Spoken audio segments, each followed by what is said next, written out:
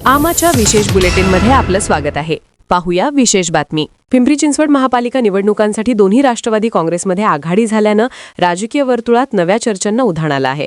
विशेष म्हणजे पक्षफुटीनंतर पहिल्यांदाच अजित पवार गट आणि शरद पवार गट स्थानिक पातळीवर एकत्र आले आहेत. याच पार्श्वभूमीवर राष्ट्रवादी काँग्रेसच्या बॅनरवर शरद पवारांचा फोटो झळकल्याने अनेकांच्या भोवया उंचावल्या. पुण्यात झालेल्या पत्रकार परिषदेत या बॅनरबाबत अजित पवारांना थेट प्रश्न विचारण्यात आला. शरद पवारांचा फोटो पुढेही बॅनरवर राहणार का असे विचारताच अजित पवारांनी तुमच्या तोंडात साखर पडो असे मोजक्या शब्दात उत्तर दिले.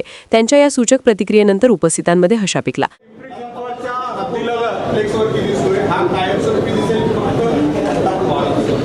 तुझ्या तोंडात साखर पडो.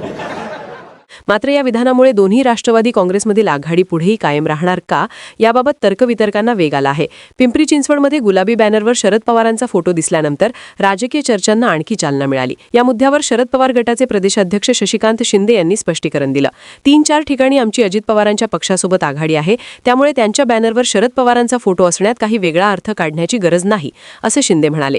तसेच महापालिका निवडणुकीच्या निमित्ताने ठाकरे बंधू एकत्र आले तरी त्यांच्या पक्षांच्या एकत्र येण्याची चर्चा होत नाही. मग राष्ट्रवादी काँग्रेसबाबतच अशी चर्चा का असा सवालही त्यांनी उपस्थित केला.